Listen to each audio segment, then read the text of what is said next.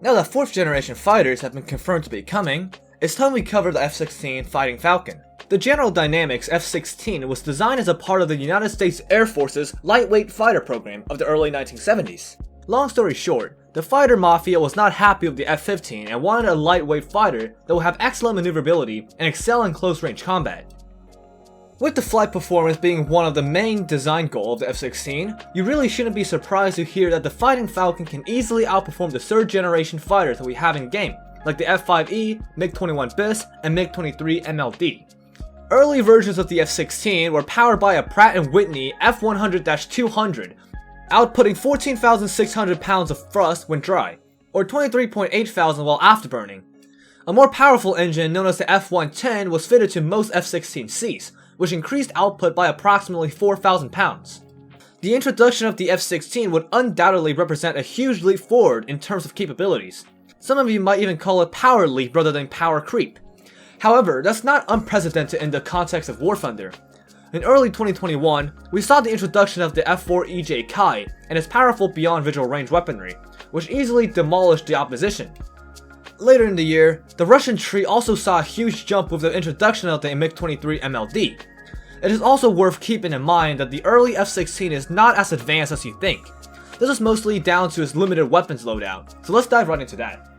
The basic loadout of the F-16 consisted in an internally mounted M61A1 Vulcan and 2 wingtip mounted Sidewinders.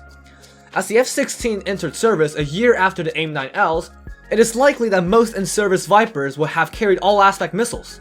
However, it would not be unimaginable for Gaijin to initially limit the plane to AIM-9Js for balancing purposes. This is not unprecedented, as the MiG-23 MLD does not have access to R-60Ms for precisely this reason.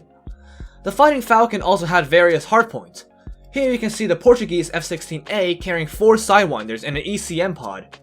More hardpoints were added to later versions of the plane, as shown here by a F-16C Block 30. Early F-16s could not engage BVR targets, as the plane's radar lacked the ability to guide Sparrows or AMRAAMs.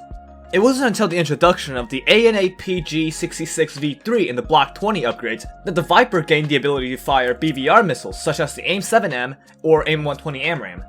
Just to provide a point of comparison, this radar is similar to the one that can be found on the F4EJ Kai we have in game. The electrical wiring diagram from my F-16 Block 15 manual shows the provisions for firing BVR missiles, but it's likely the diagram represents a plane that has been retrofitted to the 1988 Block 15 OCU standard. Now that we have gone through the F-16's basic performance, let's briefly cover its numerous modifications.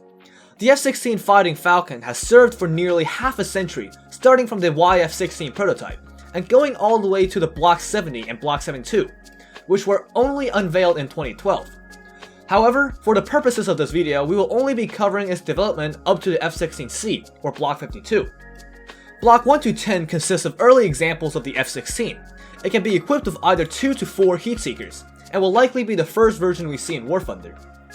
Block 15 saw the Viper's first major modification. The plane received a larger horizontal stabilizer and 2 additional hardpoints. The Block 20 upgrade saw the addition of new radar to the F-16, allowing it to fire BVR missiles like the AIM-7 and AIM-120, although the latter will likely not be seen in War Thunder for quite a while. Now we move on to the first F-16C variant, the Block 25.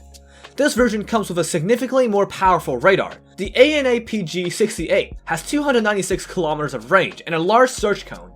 When coupled with a better signal processing and various other improvements, this radar provides a generational leap in performance. Next up, we have the Block 30 and 32. Despite having a higher number than the Block 20s, timeline-wise, these were the first F-16s that could carry AMRAAMs.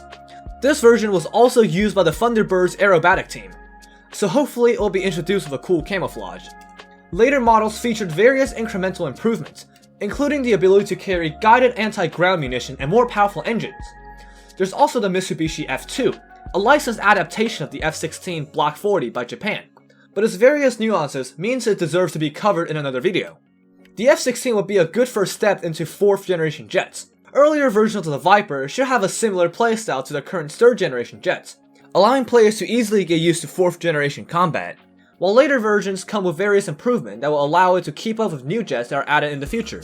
4,600 F-16s were produced, quite a large number when taking into account its cost. With how widely exported, The Fighting Falcon is basically America's versions of the MiG-21, and it will probably dominate top tier just like the MiG-21 BIS when it was first introduced. The F-16 was also widely exported. Italy operated 30 Block 50s under lease, while the ROC operated Block 20s, and later also the Block 72s, while the Israeli Air Force basically operated every major variant, from the early F-16As all the way to the modern Block 52+. This will also allow the introduction for exported F-16s into various tech trees at the same time, like how the F-104 was introduced to multiple trees at once in Update Starfighters. If you want to know more about advanced missiles carried by 4th generation jets, you're going to want to check out my video on modern missiles next.